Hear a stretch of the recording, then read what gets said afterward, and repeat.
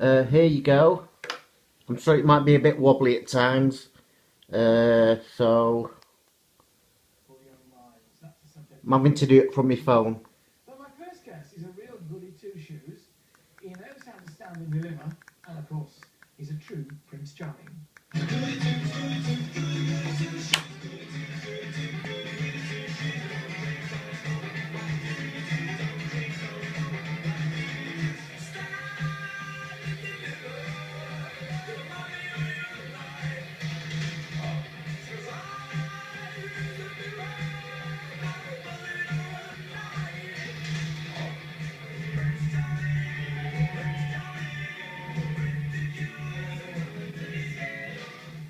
Could only be one man. Please welcome Adamant.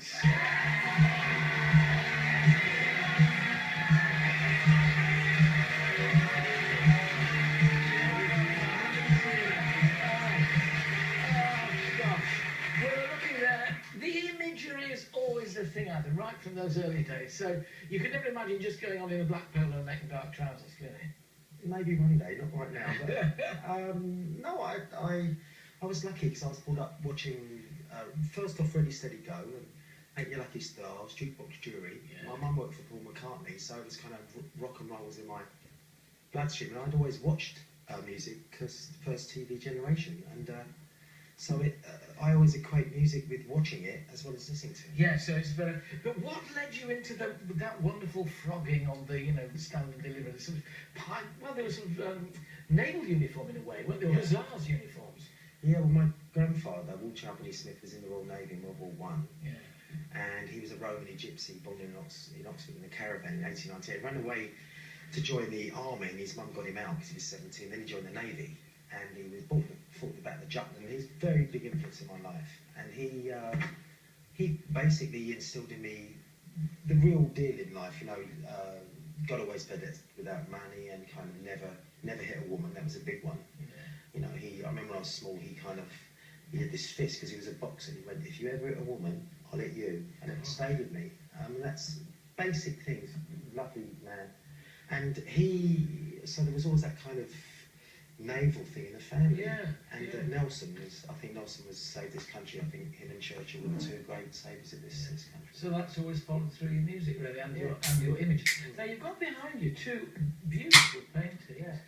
Now tell me about these, because it's not just the image of yourself; it's obviously album covers, which you clearly are very important to you as well. Yeah.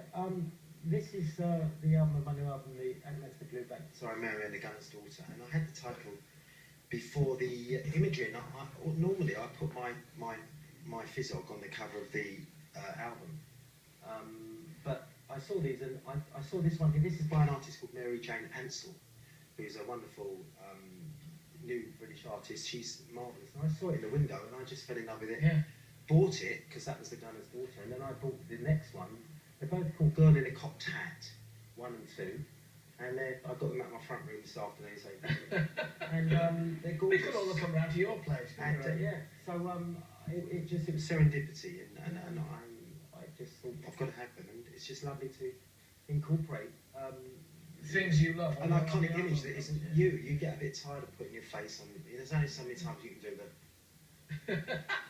Looking salty, yeah. The pressure of being a sex. Well, you know that. I know, it's horrendous. It's really awful. I get up in the morning thinking, the time it's going to take me now, No, really, that's the album that's current. But you're revisiting an album from 1979 called Dirk Wears White Socks. Yeah, that was my first album.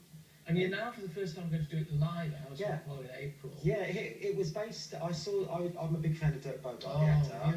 I think he is the greatest.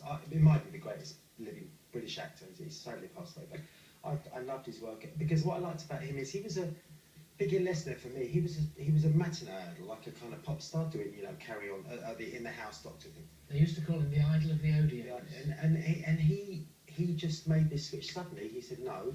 He did a very wonderful film called Victim, which was about a gay doctor being blackmailed.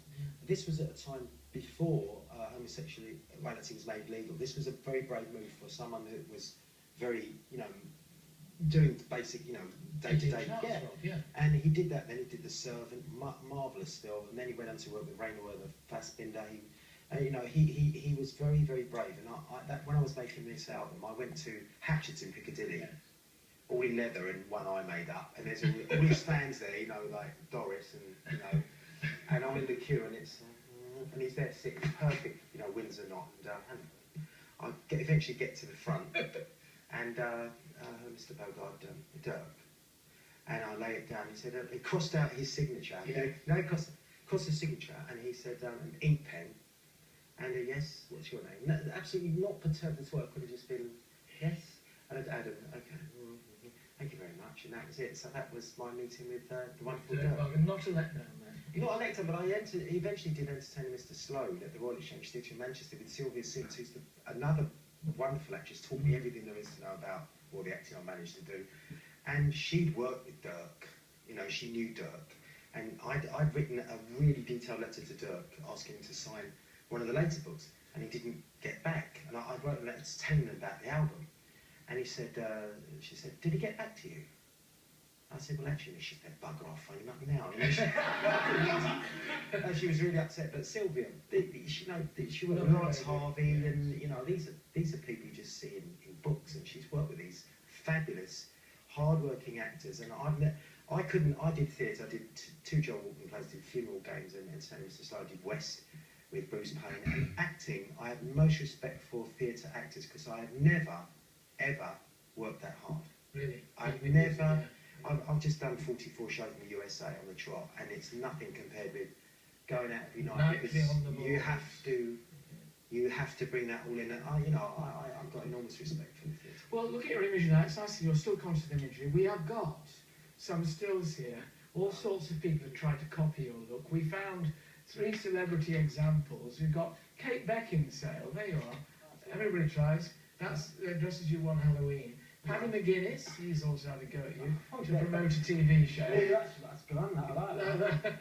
And then there's Dev from Corrie. This is Dev from Corrie. Well, flattery's the... No, it isn't. Imitation is the greatest form of fun. Now, you can catch Adam's special concert when he'll be performing the whole of Dirk Wears White Socks at the Apollo in Hammersmith on the 19th of April. But for now, my thanks to Adam and thank you.